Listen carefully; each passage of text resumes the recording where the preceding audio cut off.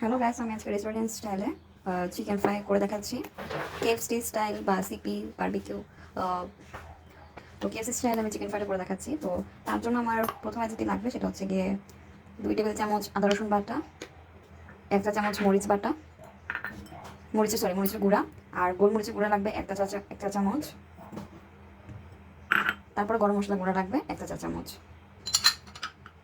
আর লবণ লাগবে, আমি অল্প পরিমাণে লবণ দিচ্ছি কারণ আমি এখানে সস ইউজ করবো, তার জন্য আমি 1/2 চা চামচ লবণ ইউজ করতেছি। আর তার সাথে হচ্ছে আমি এখানে ইউজ করবো হচ্ছে সয়া সস।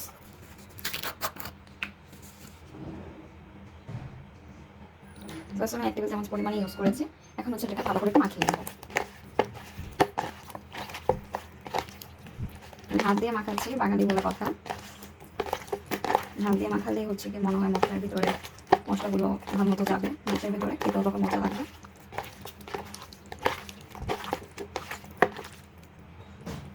ভিতরে একটু দিয়ে আঙুল দিয়ে ভরে ভরে মশলাগুলো দিয়ে দিতে হবে। এই তো আমি ভালো করে মাখিয়ে নিয়েছি। এখন হচ্ছে আমি এটাকে 10 মিনিটের জন্য রেখে দেবো। তো আমি হচ্ছে গিয়ে এখানে হচ্ছে গিয়ে 2 কাপ ময়দা নিয়েছি।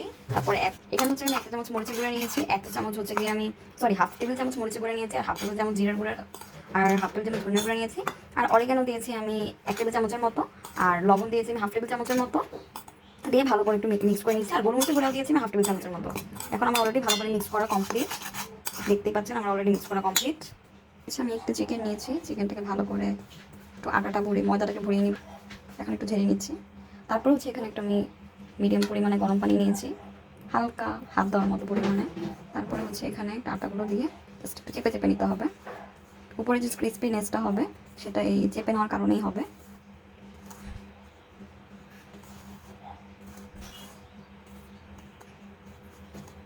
অলরেডি চেপে নেওয়া হয়ে গিয়েছে।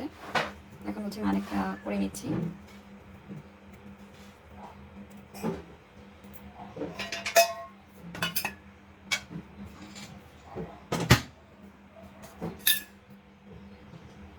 ছেড়ে নিচ্ছি।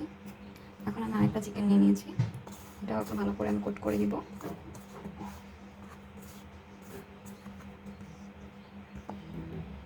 এখন হচ্ছে এটা একটু গরম পানির মধ্যে একটু ভিজিয়ে নিব।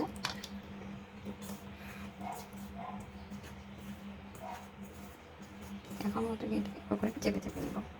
চেপে চেপে নেওয়ার কারণে যে জিনিসটা হবে পুরো ক্রিসপিনেসটা অনেকটা ভালো আসবে। অলরেডি দুটো কমপ্লিট। এইভাবে করে এখন সবগুলাই করে নিব। সো গাইস, এই যে আমার চিকেন কোট করা রেডি। এখন হচ্ছে আমি চিকেনগুলোকে একটু ভেজে নিব। গাইস, এই যে এখন আমি চিকেন ফ্রাইগুলো ভেজে নিচ্ছি। আমি ফ্রাই প্যানে ভাজতেছি, পরিমাণ মতো তেল দিয়ে তারপরে একটু ভেজে নিলাম।